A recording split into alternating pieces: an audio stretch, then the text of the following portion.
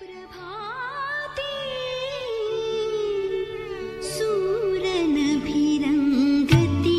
दश दिशा भूपाळी म्हणती प्रभाते. श्रीराम समर्थ. सुप्रभातम. हिंदू जागृती न्यास आणि श्री घंटाळी मंदिर संस्थांच्या प्रभाते मन या कार्यक्रमात अमृतापाध्येचा सस्नेह नमस्कार. श्री ब्रह्मचैतन्य महाराज गोंदवलेकर प्रवचने 25 जून. सदाचरण परमार्थाचा पाया आहे. राम सहज हाती लागेल म्हणून जी काही साधने समर्थांनी सांगितलेली आहेत त्यामध्ये चांगल्या ग्रंथांचे वाचन हेही एक आहे. परंतु कोणत्याही ग्रंथाचे अगर पोथीचे वाचन करताना केवळ काहीतरी वाचायचे म्हणून वाचन करू नये. अर्थ कळल्याशिवाय पोथी खरी वाचल्यासारखे नाही होणार.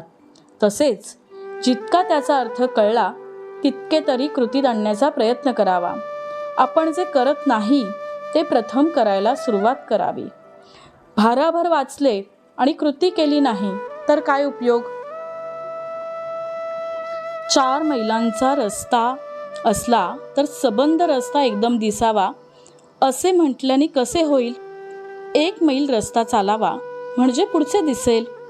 जसजशी मजल मारावी तस तसे पुढचे दिसू लागेल. परमार्थाचेही तसेच आहे. बापासारख्या मिशा मला याव्या म्हणून लहान मुलांनी हट्ट धरला तर कसं होईल? त्याचप्रमाणे आजच मला देवदर्शन व्हावे असं म्हटलं तर कसं होईल? सद्गुरूंची आज्ञा पाळावी, साधन करू लागावे म्हणजे सर्व काही होते. जेवायला बसले म्हणजे पोट भरायचे राहते का? खरोखर परमार्थाची वाट अगदी सरळ आहे. प्रपंचाचा रस्ता मात्र डोंगराळ असून काटेकुटे यांनी भरलेला आहे. आपला प्रपंच हा परमार्थाच्या सोयीसाठी असायला पाहिजे, पण त्याच्या उलट आपला परमार्थच मुळी आपल्या प्रपंचाच्या सोयीसाठी आपण केलाय.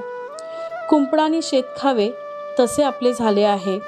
शेताला कुंपणाची जरुरी आहे, नाहीतर ढोरे आत येऊन शेत फस्त करतील. पण कुंपणच जर बेसुमार वाढले तर त्यामुळे शेताचे नुकसान होते हे जाणले पाहिजे. ज्याने व्यवहार तपासून केला त्याला परमार्थ साधलाच. परमार्थ हा साखरेसारखा आहे. आपण साखरेचे कारले जरी केले तरी ते खायला गोडच लागते. तसे प्रपंचात सुद्धा परमार्थ केला तरीही तो गोडच असतो. परमार्थ हा आपल्यासाठीच असल्याने तो आपल्याला शक्य आहे किंवा नाही हे विचार करून पाहावे आणि तो आपल्याला शक्य आहे असे जर पटले तर केल्याशिवाय राहू नये. पोटात अन्न घालण्यासाठी जसे तोंड त्याप्रमाणे परमार्थाला सदाचरण आवश्यक आहे. सदाचरण हा परमार्थाचा पाया आहे. पाया म्हणजे काही घर नव्हे, परंतु पायाशिवाय मात्र घर नव्हे हे देखील तितकेच खरे.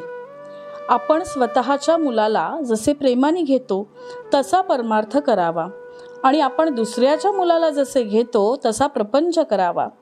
भगवंताच्या स्मरणात प्रपंच सुखाचा करणे हाच खरा परमार्थ आणि ज्याची वृत्ती सुधारून भगवंताकडे लागली त्यालाच खरा परमार्थ कळला.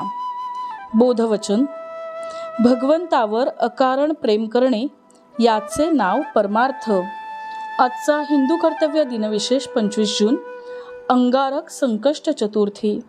चंद्रोदय 10:28. चांद्रमासातील वद्य अर्थात कृष्ण पक्षातील चतुर्थीला संकष्ट चतुर्थी म्हणतात. या दिवशी श्री गणेशाचे पूजन, उपवास, नामस्मरण करतात.